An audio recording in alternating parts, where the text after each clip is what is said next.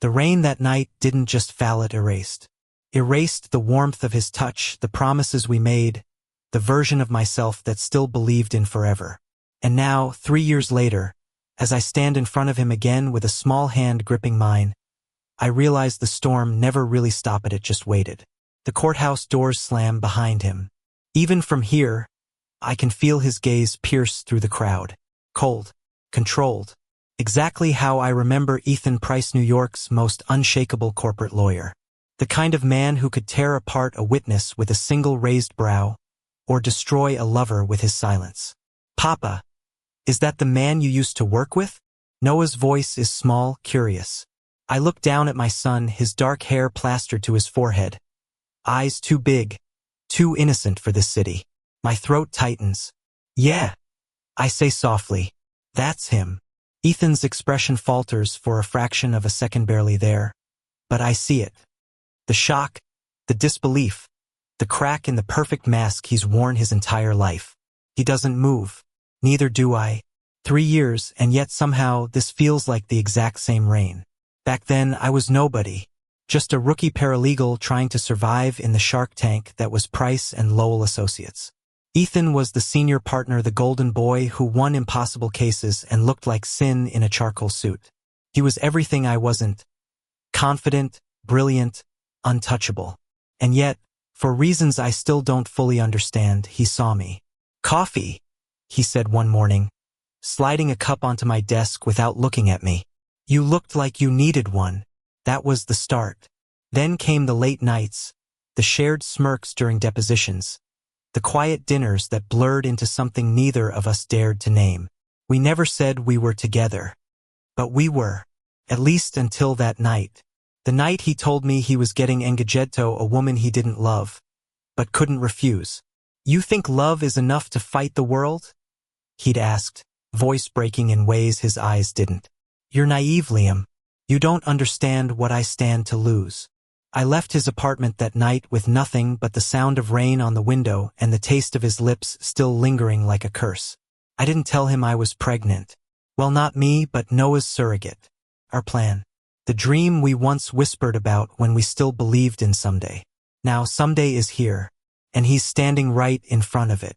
Ethan takes a slow step forward, his shoes splashing through puddles. His voice steady but thin cuts through the noise of traffic. "Liam, who's the kid?" The world tilts. People brush past us, but for me, everything narrows to that one question. "This is Noah," I say. "My son." His jaw tightens.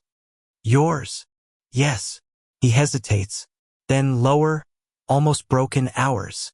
The silence between us hums with the weight of everything unspoken. The years, the pain, the letters I never sent. Noah tugs my sleeve. "Papa, can we go home? It's cold." Home. A word Ethan once made me believe in, then tore apart. I nod, forcing a smile for my son. "Yeah, baby, let's go." As I turn, Ethan reaches out, not touching, just hovering there, like he's afraid I'll vanish if he blinks. "Wait," he says. "Please." It's the first time I've ever heard him say that word without power behind it. Later that night, when Noah's asleep, my phone buzzes. Unknown number. I don't have to check to know who it is. "We need to talk. Please. I just need to see him once." My fingers hover over the screen. Every part of me wants to ignore it, but my heart, the stupid, traitorous thing, won't let me. The next day, we meet at a small park near the river. The sky is pale, washed out, like the world forgot its colors. Ethan looks smaller somehow, not in size but in spirit, like the last 3 years chipped away at something vital inside him. "He has your eyes," he says quietly as Noah plays on the swings. I swallow hard. "He has your stubbornness." A ghost of a smile flickers across his face. Guess that's fair. We sit in silence, the kind that used to feel easy between us. Then Ethan breaks it. "I didn't marry her," he says, voice rough. "I couldn't." I blink, caught off guard. "Why?" "Because every time I looked at her, I saw you. There it is. The confession I used to dream of. Only now it feels like too little, too late." "You made your choice," I say. "You don't get to rewrite it now." He exhales slowly, pain twisting in his eyes. You think I don't regret it every damn day? Regret doesn't undo what you did. No. But maybe it can change what happens next. Noah runs up then, smiling wide. Papa, look, I made a friend. Ethan's gaze softens, following him. He's incredible. He's everything I ever wanted him to be. I say quietly, everything I wanted us to be. When I turn back, Ethan's eyes are glassy. Liam, I know I don't deserve a second chance, but can I at least try to know him? To be there, somehow? It's the first time in 3 years he's asked for something without expectation. Just hope. And God help me, I still can't hate him. That night, after Noah's tucked in, I find myself staring out the window. The rain's back again, soft and familiar. I think of Ethan's face when Noah laughed. The way his eyes softened, like for a brief second. He let himself feel everything he'd buried. Maybe forgiveness isn't about letting go of the past. Maybe it's about giving the present a chance to breathe. I don't know yet if I can let him in. But I know this much 3 years ago. I left in the rain because I couldn't bear the pain of loving him. Now, I'm not sure I can bear the pain of losing him again. The next few days unfold in a blur of unease. Ethan doesn't push, but he's there texting politely, asking how Noah's doing, dropping hints about wanting to help. I ignore most of them, but sometimes, late at night when the apartment's quiet and the city hums beyond the glass, I find myself rereading his messages like they're tiny confessions he doesn't know how to say out loud. He likes dinosaurs, right? I saw a book, thought he might like it. Don't worry, I won't overstep. Just thinking about you both. I shouldn't reply. I know better. But then my thumb betrays me. He loves them. Thanks. It's nothing. Just words. But it's also everything. On Friday afternoon, I take Noah to the park again. The air smells like autumn, crisp, sharp, full of endings. Noah's running toward the swings when I hear that low, unmistakable voice behind me. Hey, Ethan. In casual clothes this time, jeans, a gray sweater that makes him look painfully human. No armor, no mask. Just him. Noah spots him instantly. It's the lawyer, he giggles. I freeze. Noah, Ethan laughs. A sound so soft I almost don't recognize it. That's me. The lawyer. He crouches down, careful not to come too close. Can I say hi? Noah nods, grinning, and hands him a small toy car. You can play if you want, but you gotta be fast. Ethan takes the toy with an awkward gentleness, and I swear something in me cracks open. Seeing him kneel on the grass, playing cars with our son feels like a dream I once had and buried so deep I forgot where. After an hour, Noah's asleep in the stroller. I'm about to leave, but Ethan stops me. Can we talk? I hesitate. Ethan, please, just 5 minutes. I sigh then nod. We walk toward the riverbank, where the skyline cuts through the mist. He stands beside me, hands in his pockets, eyes fixed on the water. I thought about you every day, he says quietly. Don't. I'm not saying it to make you pity me. I'm saying it because it's true. I cross my arms, bracing myself. You don't get to show up after 3 years and act like, I know. His voice breaks, and for once he doesn't try to hide it. I know I ruined everything. I let fear win. My father threatened to pull his funding, the firm, everything I'd worked for. I told myself I was protecting us, but really, I was just protecting myself. The words hang heavy in the air. You could have called. I whisper. You could have tried. He nods, staring at the ground. I didn't think you'd want to hear from me. Then when I saw you today, and him, I realized I've spent 3 years being the man you always feared I'd become. Something inside me softens, not forgiveness. Not yet, but understanding. The kind that aches more than it heals. He doesn't know who you are, I say. Ethan looks at me, eyes searching. Do you want him to? I don't know. He nods slowly. Then I'll wait, however long it takes. The following week, things begin to shift subtly, quietly. Ethan starts showing up to the park, not every day, but often enough that Noah begins to expect him. He He never crosses boundaries. He just sits nearby, talking about dinosaurs or superheroes, letting Noah set the pace. And damn it, Noah likes him. "Papa," he says one night while brushing his teeth. "The lawyer's funny. He makes silly faces." I chuckle despite myself. "He does, huh? Yeah. Can he come over sometime?" I freeze mid-motion. "Why do you want him to come over?" He shrugs, his toothbrush hanging from his mouth. "He looks lonely." My chest tightens. Out of the mouths of children. 2 weeks later, Ethan finally steps into my apartment again, the same one he helped me find when I first moved to the city. It feels surreal seeing him here, standing by the bookshelf like he used to, eyes scanning the photos of Noah. "He's beautiful," he murmurs. I smile faintly. "He's trouble." Ethan grins. "So he's definitely ours." The words are simple, but they hit me square in the chest. I have to look away. "Ethan, I'm not here to make things complicated," he says gently. "Just to be around. If you'll let me." I nod, but my voice comes out quieter than I mean it to. "Just don't disappear again." His eyes meet mine, steady, earnest, raw. "Never again." Over the next month, our lives find an uneasy rhythm. Ethan picks Noah up from preschool sometimes, helps with homework, brings over dinner like it's the most natural thing in the world.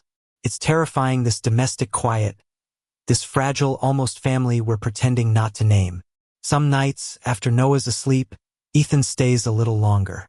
We talk about work, about the past, about all the things we never said when we should have. One evening, while washing dishes, I glance over to find him leaning against the counter, watching me. His sleeves are rolled up, his eyes soft. "What?" I ask, trying to sound casual. He smiles, that old familiar half-smile that used to undo me. "You still hum when you're concentrating." I laugh under my breath. "You still notice too much." He steps closer, hesitates, then reaches up to brush a strand of hair from my face. The touch is light, almost reverent. "Liam," he says softly, "if I tell you I never stopped loving you, will that ruin everything?" My heart stutters. "It might." He nods, accepting it. But his hand lingers, and I don't pull away. Later that night, I lie awake staring at the ceiling. The city hums outside, and from the next room, I hear Noah's soft breathing. My mind won't stop spinning.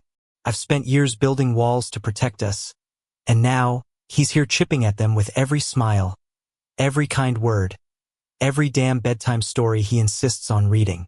And I hate that part of me still wants to believe him. A few days later, everything changes.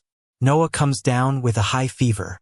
It hits fast and hard. 1 minute he's fine, the next he's burning up, crying for me in the middle of the night. Panic.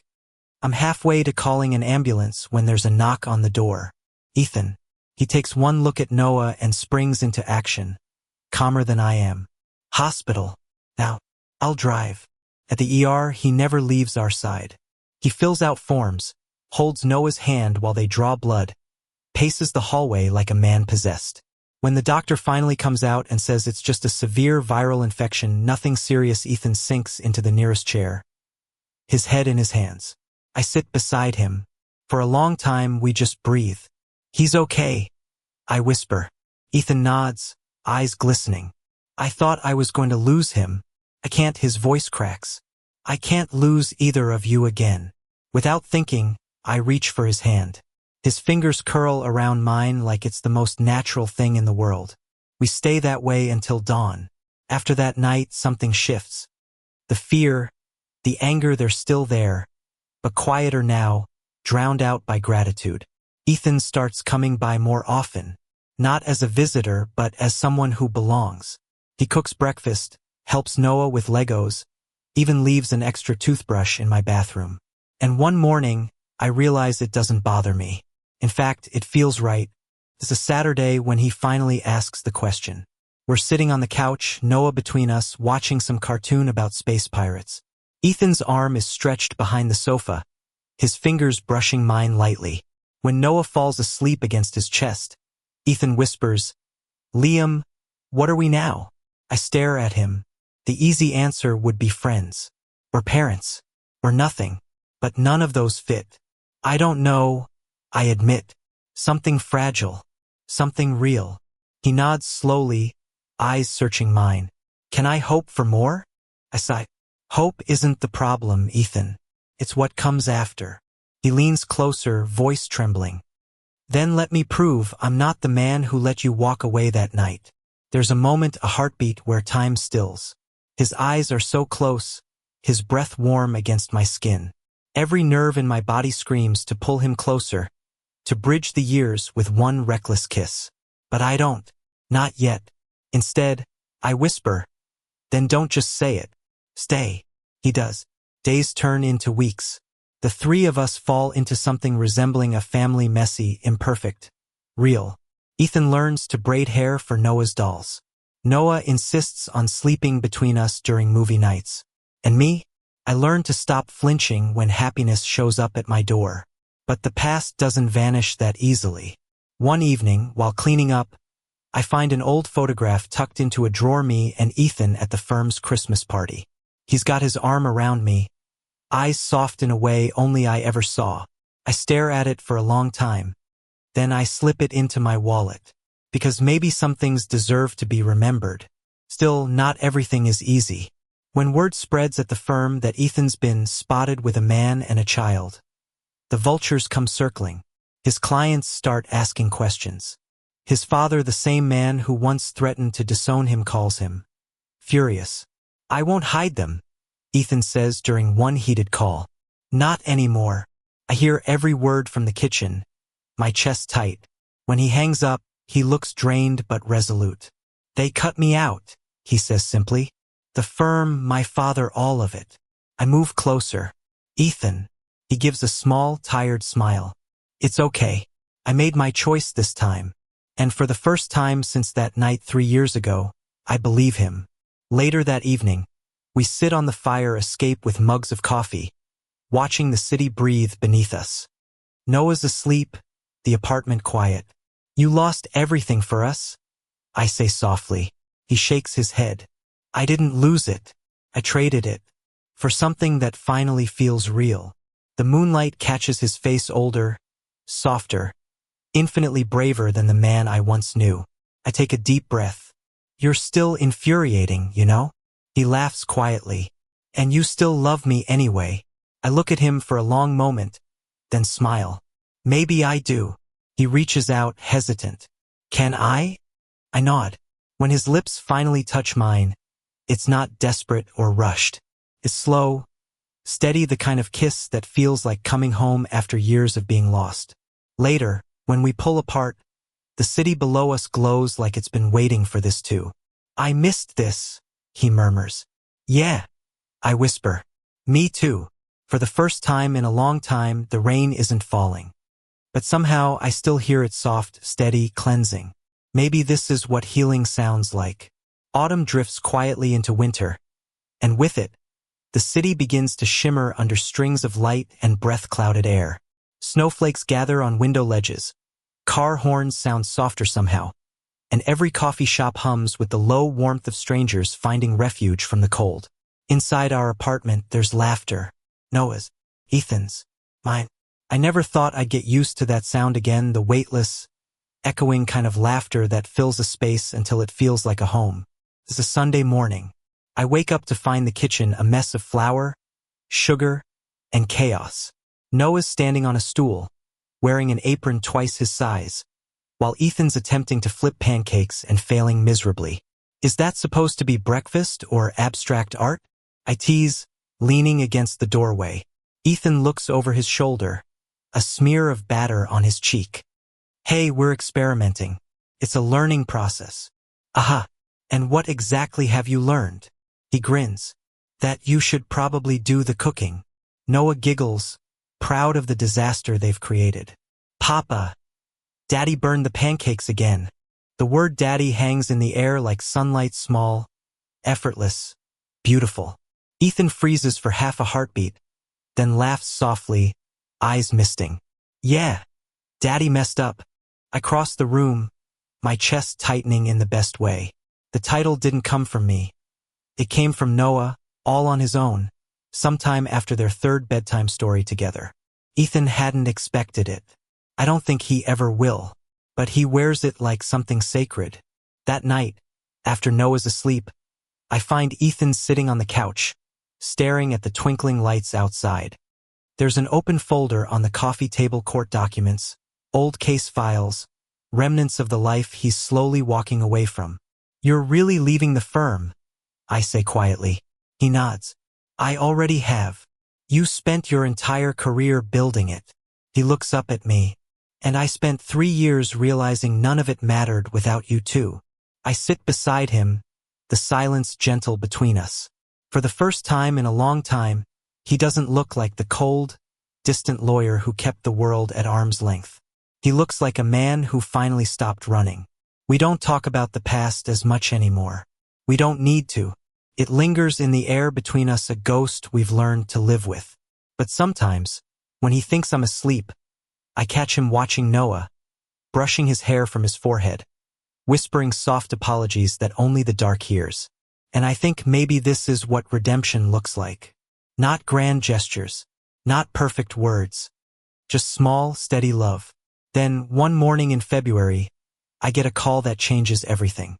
It's from the courthouse. Ethan's been nominated for a community defense case, pro bono work, something completely opposite of his old corporate life. A father fighting to keep custody of his child. He hesitates at first. "I don't know if I can do it," he tells me later that night. "It hits too close to home." "Maybe that's why you should," I say. He studies me for a moment, then nods. Watching him in court is like watching the man I fell in love with all over again, focused, passionate, fierce. But there's something new there too, compassion.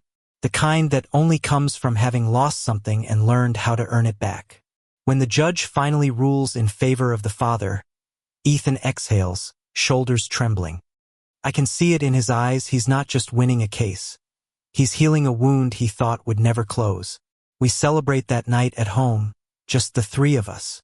Noah insists on Daddy's special pancakes, which, unsurprisingly, still end up slightly burnt. Ethan laughs, lifts him into his arms, and dances around the living room until they both collapse onto the couch, breathless. I stand there watching them, heart full, and realize this is what I left behind that rainy night. And somehow, impossibly, I found my way back. The weeks that follow are quiet, tender. Sometimes, Ethan still wakes up before dawn, pacing the balcony, lost in thought. I know he's thinking about his father, the man who hasn't spoken to him since the fallout. One morning, I step outside to find him standing there, phone in hand, screen glowing with an unsent message. "Thinking of calling him?" Ask. He nods. "I want him to know about Noah, about us, even if he hates me for it." I reach for his hand. "Then tell him, but don't do it for forgiveness. Do it for peace." He squeezes my fingers, eyes soft. "You always know what to say." "No," I whisper. "I just know what it's like to be tired of silence." 2 days later, Ethan makes the call. It doesn't go perfectly. There are raised voices, long pauses, unspoken heartbreak. But when he hangs up, he's crying, and for once, it's not from pain. "He said he wants to meet Noah," he breathes. "He said, he's proud of me." And just like that, another part of him, of us, begins to heal. Spring comes slowly that year. The snow melts, the city smells like rain again, and one morning, I catch Noah dragging Ethan outside to jump in puddles. "Come on, Daddy," he yells, splashing through the water. "You're too slow." Ethan laughs, chasing after him, suit pants soaked, tie swinging loose. For a man who once cared more about appearances than anything else, he's never looked freer. I stand at the window, coffee in hand, and feel something I haven't felt in years. Peace. That night, after Noah's asleep, I find Ethan sitting at the desk, writing.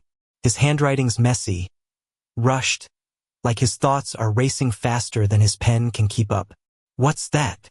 Ask. He looks up, smiles shyly. "Something for him." He hands me the page. It's a letter to Noah. "If you ever read this, I want you to know that being your father saved me. You taught me that love isn't about perfection or control. It's about staying even when it's hard. I wasn't brave when I was younger. I ran from what scared me. But now, every time you call me daddy, I remember that courage isn't the absence of fear, it's choosing love anyway. The words blur before I finish reading. He closes the notebook gently. I'll give it to him someday. When he's old enough to understand. I step closer, wrap my arms around him. He already understands more than you think. Ethan leans his head against mine, whispering, I don't deserve either of you. Maybe not, I say softly. But you earned us. Months pass. The city shifts again, sunlight replaces the gray, trees bloom. Life moves forward. One afternoon, while walking home from the park, Noah tugs my hand. Papa, are you and Daddy gonna get married like in my storybook? I nearly choke. What storybook? The one where the prince finds his prince and they live in a big house with a puppy. I laugh. You've been reading too many fairy tales. He grins. So, is that a yes? Before I can answer, Ethan appears beside us, holding 2 ice creams. What's a yes? Nothing, I say quickly. Noah beams. I asked if you're gonna marry Papa. Ethan nearly drops the ice cream. Oh! For a second, the world holds its breath. Then, slowly, he turns to me, a teasing smile curving his lips. Well, Papa, are we? I roll my eyes. Don't you dare make this a proposal, Ethan. Too late, he says, kneeling down beside Noah, who's watching with wide eyes. Guess I've got backup this time. My laugh dies in my throat when he pulls something small from his pocket, a simple silver band. No theatrics, no grand speech. Just him. 3 years ago, I let you walk away in the rain, he says, voice trembling. This time, I want to walk beside you wherever it leads. Noah gasps. Say yes, Papa. I can't even speak. Tears sting my eyes, the city blurring around us. Finally, I whisper, You're insane. Maybe, he says, smiling. But I'm yours. And before I can stop myself, I say it, the only word that matters. Yes. We marry quietly that summer, no lavish ceremony. No press, just a small garden behind City Hall. Noah holding the rings with trembling hands. When the vows are spoken, Ethan's eyes never leave mine. I promise, he whispers, voice breaking, never to let fear steal us again. And this time, when I kiss him, it's not desperate or uncertain. It's home. Later, at the reception, really just a picnic in the park, Noah climbs onto Ethan's lap and declares loudly, Now we're a real family. Ethan laughs, holding him close. We always were, buddy. The sun dips low, turning everything gold. I sit beside them, watching my husband and our son, and think maybe happy endings aren't about perfection. Maybe they're about coming back after the storm, finding each other in the wreckage, and choosing love again. That night, when the house is quiet, Ethan wraps his arms around me from behind. His breath warms my skin as he whispers, You know what I realized? What? It wasn't the rain that broke us. It was the silence. The things we didn't say. I turn to face him, tracing his jaw with my fingers. Then don't ever stop talking. He smiles. Not even when you're sick of me? Especially then. We both laugh softly, the kind of laugh that feels like forgiveness. Outside, the sky rumbles, a distant storm rolling somewhere far away. But this time it doesn't scare me, because I know if the rain comes again, we'll face it together.